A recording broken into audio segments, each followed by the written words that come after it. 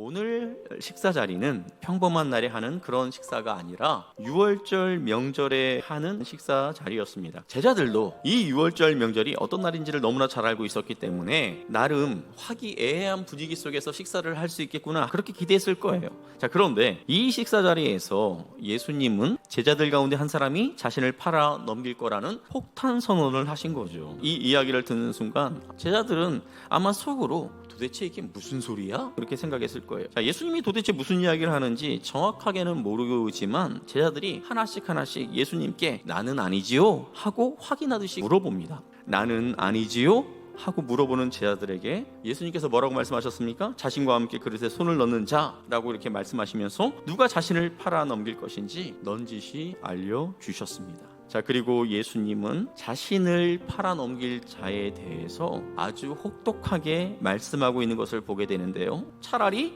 태어나지 아니하였더라면 자기에게 좋을 뻔하였느니라, 거의 저주에 가까운 말씀을 하신 것이죠. 예수님이 이 정도까지 말씀하셨다면 당사자인 가룟 유다는 자신이 하고자 하는 일이 예수님에게 들켰다라는 것을 알아야 되는 것 아닙니까? 그런데 이런 상황에서 이 유다가 얼마나 가증스러운 행동을 하는지 한번 보시기 바랍니다. 예수를 파는 유다가 대답하여 이르되 랍비여 나는 아니지요. 대답하시되 내가 말하였도다 하시니라. 너무 뻔뻔스럽지 않습니까? 대제사장들과 만나서 어떻게 할 것인지 다 이미 이야기해놓고 심지어 돈까지 다 받아 챙긴 주제에 어떻게 이처럼 뻔뻔스럽게 이야기할 수 있을까요? 선생님, 나는 아니지요. 여러분 한번 생각해 보세요. 우리 예수님은 지금 모든 것을 다 알고 있잖아요. 3년 동안 함께했던 제자가 자신을 배반하여서 팔아 넘기는 것도 열불이 날 만한데 자기가 아닌 것처럼 아주 가증스럽게 행동하는 이 유다의 모습을 보면서 밥맛이 뚝 떨어질 만하지 않습니까? 그런데 이 모든 상황을 알고 있음에도 불구하고 제자들과의 식사를 계속해서 이어가고 있는 것을 보게 돼요. 자, 그러다가 식사하시던 예수님이 빵을 가지고 축복하시더니 떼어서 제자들에게 이제 나눠주면서 이렇게 말씀하세요. 받으라, 이것이 내 몸이니라. 그리고 다시 포도주 든 잔을 드시고 감사 기도를 하시더니 제자들에게 주면서 마시게 하셨습니다. 그리고 나서 이렇게 말씀하시는 거예요. 이것은 많은 사람을 위하여 흘리는 나의 피, 곧 언약의 피니라. 이제 몇 시간만 지나면 벌어지게 될 예수님의 그 십자가 죽음, 고난과 십자가의 길을 가시면서 이제 그의 살이 찢기시죠. 그가 피를 흘리게 될 것을 미리 내다보고 말씀하신 것입니다. 자, 그렇다면 유쾌하지도 않고 굉장히 어색하고 무거운 분위기 속에서 굳이 이렇게 성찬식을 진행하신 이유가 무엇일까요? 또 떡을 가져 감사하기도 하시고 떼어 그들에게 주시며 이르시되 이것은 너희를 위하여 주는 내 몸이라. 너희가 이를 행하여 나를 기념하라 하시고 저녁 먹은 후에 잔도 그와 같이 하여 이르시되 이 잔은 내 피로 세우는 새 언약이니 곧 너희를 위하여 붓는 것이라. 중요한 부분이 있습니다. 19절에 나오는 나를 기념하라 하는 것과 20절에서 내 피로 세우는 새 언약이니 하는 부분이에요. 우리가 건물을 임대할 때 계약서를 딱 쓴 순간 이전에 썼던 그 계약서는 더 이상 이제 필요 없게 되는 거예요. 무효가 되는 거죠. 예수님께서 유월절 식사 중에 이처럼 성찬식을 보여준 것은 무엇을 의미할까요?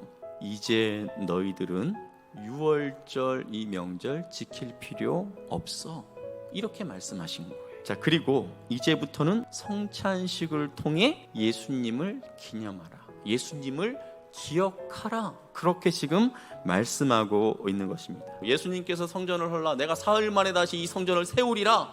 예수님께서 부활하심으로 말미암아 우리의 새로운 성전이 되셨기 때문에 우리에게는 더 이상 예루살렘 성전이 필요 없게 된 거예요. 마찬가지로 예수님께서 우리의 죄를 위해서 완전한 제물이 되셔서 우리를 구원해 주셨기 때문에 이제 우리에게 유월절도 필요 없는 그런 절기가 된 것입니다. 다시 말하자면 예수님이 유월절 만찬을 하면서 이 성찬식을 진행하신 것은 유월절의 종식을 선언하신 것이나 마찬가지라는 것이죠. 계약서를 새로 쓰신 것입니다. 진실로 너희에게 이르노니 내가 포도나무에서 난 것을 하나님 나라에서 새 것으로 마시는 날까지 다시 마시지 아니하리라 하시니라. 하나님의 나라에서 새 것으로 마시는 날까지. 그 날이 언제일까요? 예수님께서 이 땅에 재림하실 때, 온 우주 만물을 통치하시는 심판자로, 왕으로 이 땅 가운데 오셔서 하나님의 나라가 완성될 때, 그때 예수님께서 새 포도주를 마시겠다라는 거예요. 그럼 예수님이 하나님 나라에서 새 것으로 마시게 될 그 포도주는 어떤 포도주가 될까요?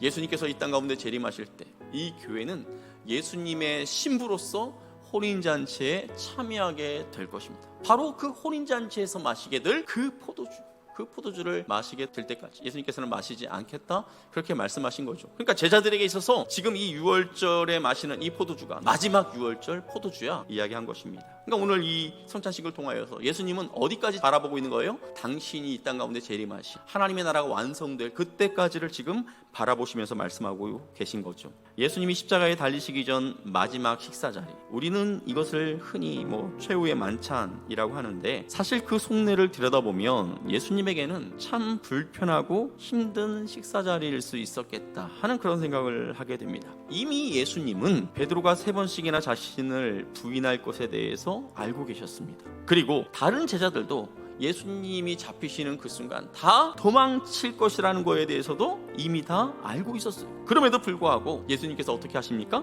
그들을 위해서 빵과 포도주를 나누어 주시며 새로운 유월절인 성찬식을 진행하셨어요. 양을 잡아서 그 고기를 먹으며 하나님의 은혜에 감사하는 그날에 이제 자신이 직접 그 양이 되어 찢기고 피를 흘리며 자기의 살과 그 피를 제자들뿐 아니라 장차 예수를 믿음으로 말미암아 하나님의 자녀가 될 우리까지 염두에 두시면서 최초의 성찬식을 진행하신 거예요. 자신의 생명을 주는 마음으로 그 빵을 찢었을 것입니다.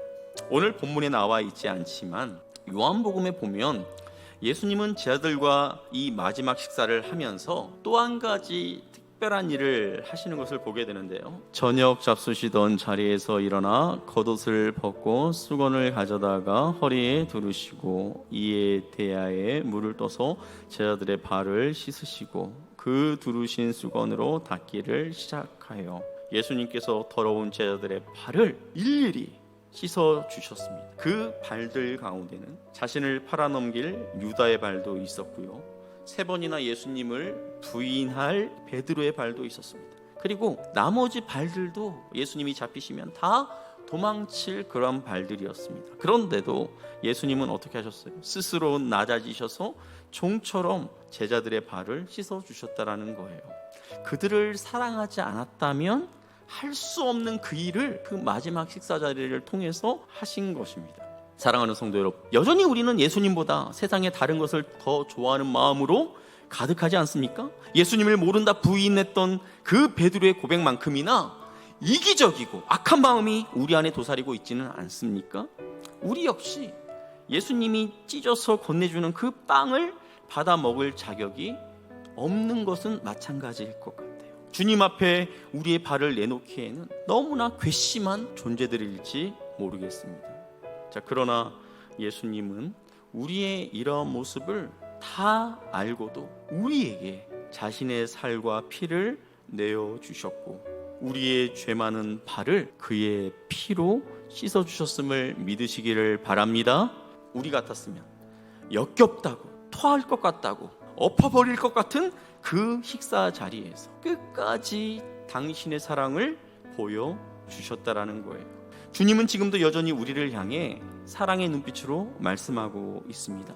내 식탁에서 내 살을 먹고 내 피를 마셔라.